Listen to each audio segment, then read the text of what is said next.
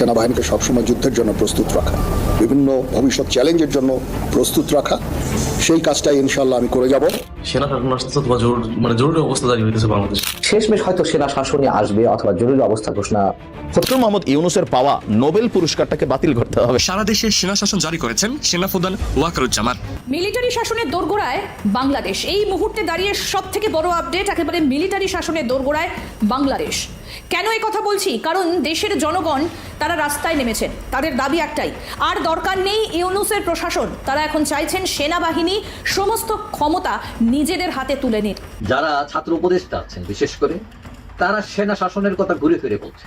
এমন পরিস্থিতির মধ্যে বাংলাদেশের অন্তর্বর্তী সরকারের প্রধান উপদেষ্টা অধ্যাপক ডক্টর মোহাম্মদ ইউনূসকে চিঠি দিয়েছেন নরেন্দ্র মোদী। না, একে এই অবৈধ সরকারকে সরাতে হবে। বৈধ সরকার ফিরবে এবং নিরপেক্ষ নির্বাচন। দর্শক, আন্তর্জাতিক গণমাধ্যম আল জাজিরা একটি বিশ্লেষণাত্মক প্রতিবেদন প্রকাশ করেছে। আওয়ামী লীগের ভবিষ্যৎ, আওয়ামী লীগ কতটা চ্যালেঞ্জের মুখে, শেখ হাসিনা কতটা চ্যালেঞ্জের মুখে। আমি দায়িত্ব নিয়ে বলছি, আমার সঙ্গে যাদের আওয়ামী লীগের উচ্চ পর্যায়ে কিংবা তৃণমূল পর্যায়ের ওয়ান টু ওয়ান কথা হচ্ছে, তাতে এই রিপোর্টের বাইরে কিছু আসেনি। যে সমন্বয়করা বারবার রাজুতে ডেকেছেন, তাদের মুখে জুতা মারার ঘোষণা, তাদের মুখে জুতা মারার মিছিল হয়েছে। সমন্বয়ক সার্জিস আলম সেই মিছিলকে, সেই স্লোগানকে মুহূর্তে দাঁড়িয়ে সব থেকে বড় আপডেট, একেবারে মিলিটারি শাসনের দোরগোড়ায় বাংলাদেশ। কেন এই কথা বলছি? কারণ দেশের জনগণ তারা রাস্তায় নেমেছেন, তাদের দাবি একটাই, আর দরকার নেই ইউনূসের প্রশাসন। তারা এখন চাইছেন সেনাবাহিনী সমস্ত ক্ষমতা নিজেদের হাতে তুলে নিন। তার কারণ, যে পরিস্থিতির সৃষ্টি হয়েছে গত কয়েক মাস ধরে, জনগণ তারা ক্ষিপ্ত এবং তারা চাইছেন সেনাবাহিনী যেন সমস্ত ক্ষমতা নিজেদের হাতে তুলে নেয়। আপনাদের শোনাবো, দেখুন কিভাবে দেশের মানুষ তারা রাস্তায় নেমেছেন এবং তারা বলছেন যে সেনাবাহিনী যেন সমস্ত ক্ষমতা হাতে তুলে নেয়, আর ইউনূস সরকারের প্রয়োজনীয়তা নেই। দেখুন সেই ভিডিও।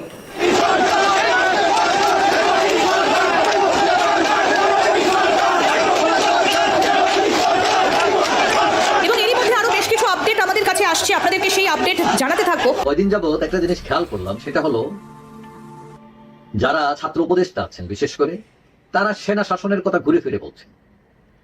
তারা বলছেন, যেমন নাহিদ ইসলাম বলছেন যে সেনা শাসন আসার কোনো সুযোগ নাই। আবার একই কথা উপদেষ্টা মাহফুজ আলম চাঁদপুরের জনসভায় বলছেন যে সেনা শাসন আসার কোনো প্রেক্ষিত নাই। তো তারা সেনা শাসন নিয়ে এত কথা বলছেন কেন?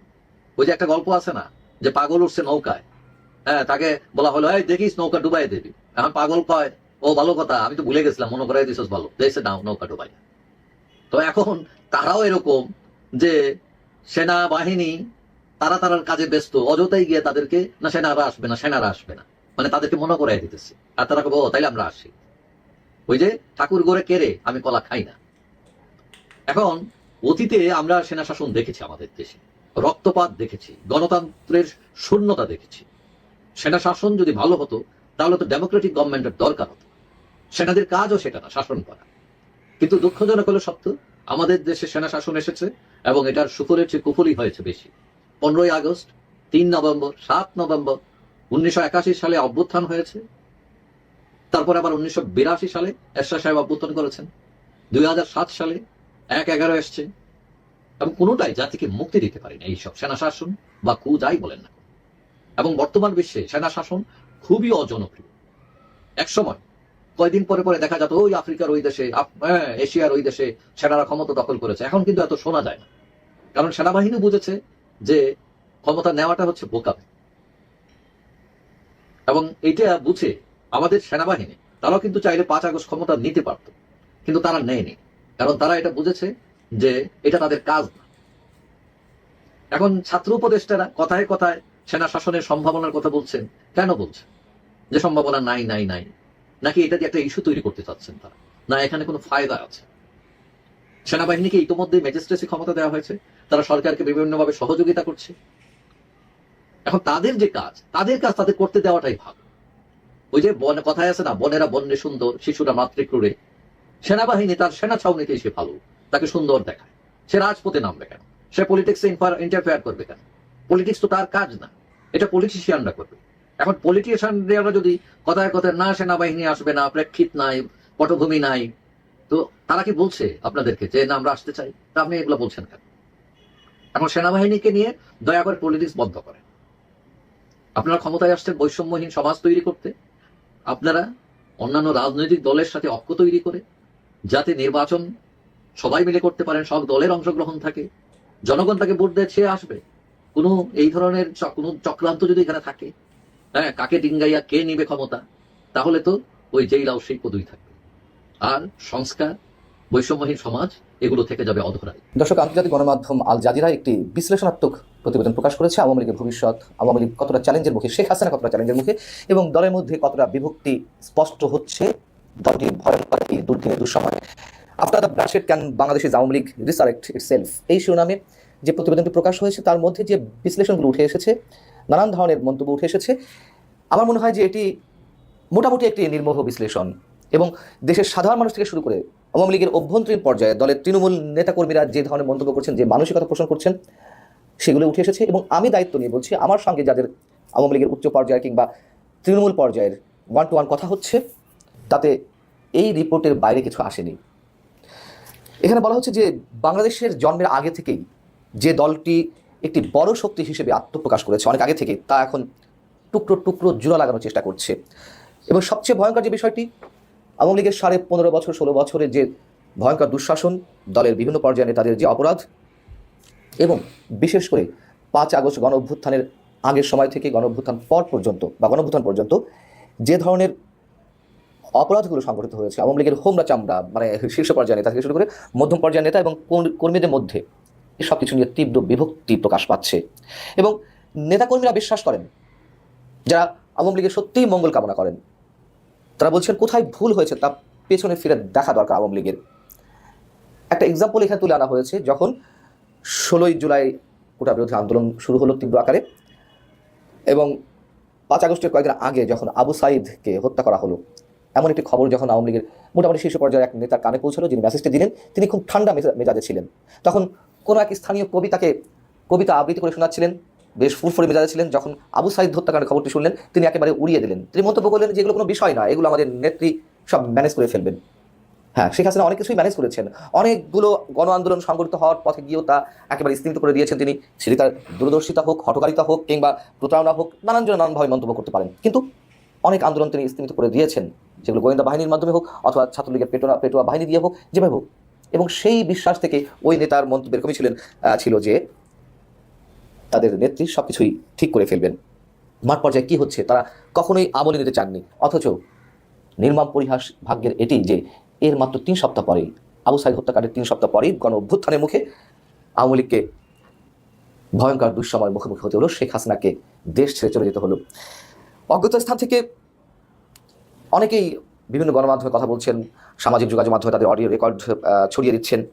তাদের একজন হচ্ছেন দলের যুগ্ম সাধারণ সম্পাদক বাহাউদ্দিন নাসিমের কাছে আল জাজিরা যে প্রশ্নগুলো করেছিল, এবং বিভিন্ন জায়গায় তিনি এটি বলছেন যে আমরা আন্তর্জাতিক ষড়যন্ত্রের শিকার, এটি শীঘ্রই প্রমাণিত হবে। তবে তিনি কাকে বা কোন দেশকে দায়ী করছেন, আল জাজিরা বলছে তিনি তা সুনির্দিষ্টভাবে বলেননি। তার এমন মন্তব্যের পর বিশ্লেষকরা বলছেন তাদের দলের নেতৃত্বে যে ব্যর্থতা এবং জনগণের অভিযোগগুলো সমাধানে তাদের যে অক্ষমতা, তা ফুটে ওঠে এমন প্রত্যাখ্যানের মধ্য দিয়ে।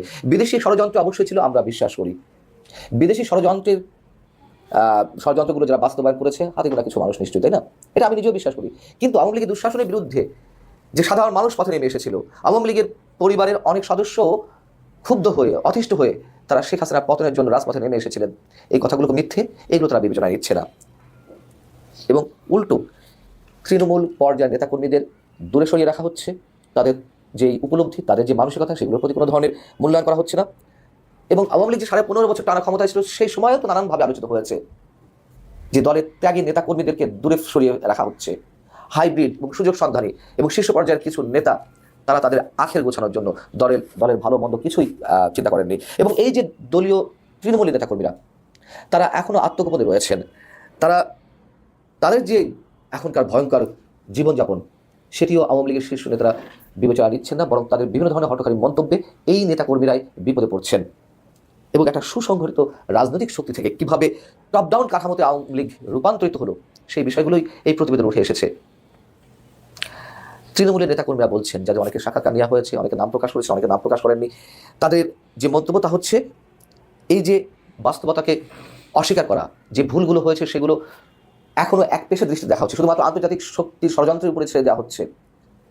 দলের যে 15-16 বছরের নানান পর্যায়ের ভুল, সেগুলো বিশ্লেষণ করা হচ্ছে না। এই কারণে এই দল জনগণের সেন্টিমেন্ট হারিয়েছে।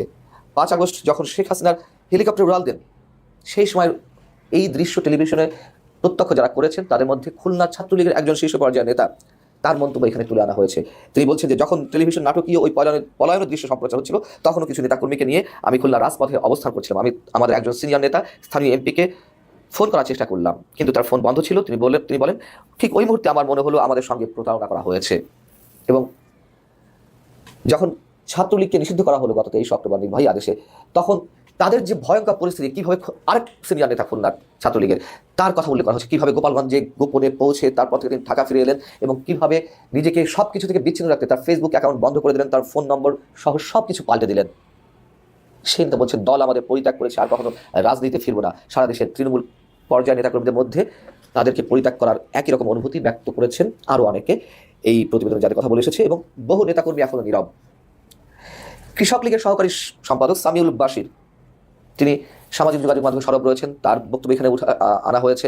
তিনি আল জাজিরাকে বলছেন কমিটেড নেতাকর্মীকে বছরের পর বছর এক পেশে করে রাখা হয়েছে। 2014 সাল থেকে সুযোগ সন্ধানীরা এবং স্থানীয় এমপিদের পরিবারের সদস্যরা তৃণমূল পর্যায়ে দলীয় কাঠামোতে আধিপত্য বিস্তার করেছে, এর ফলে বিপর্যয়ের সৃষ্টি হয়েছে।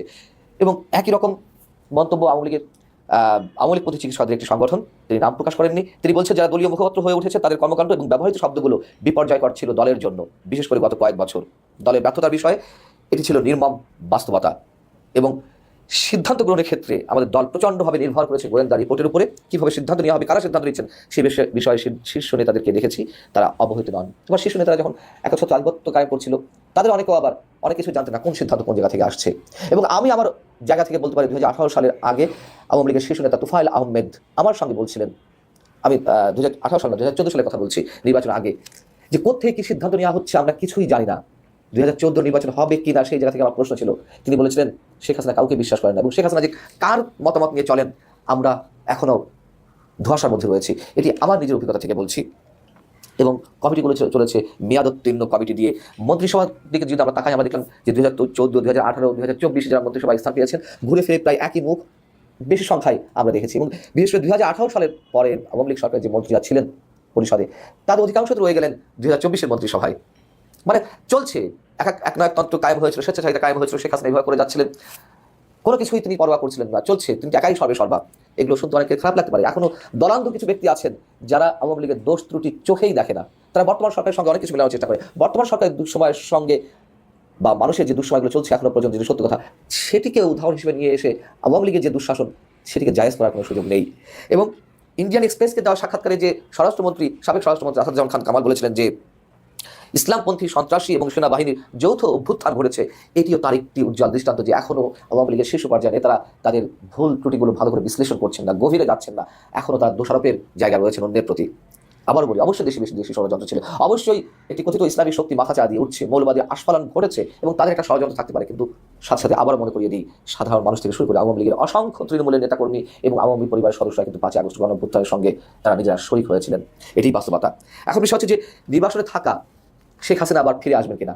এই রিপোর্টে যদি বলা হয়েছে আল জাজিরা যে 1975 বঙ্গবন্ধু হত্যাকাণ্ডের পরে যে ভয়ঙ্কর দুঃসময়ের মুখোমুখি আওয়ামী লীগ হয়েছিল, তিনি ফিরে এসেছেন, তিনি দলকে সুসংগঠিত করেছেন, কিন্তু ক্ষমতা আসতে 21 বছর সময় লেগেছে।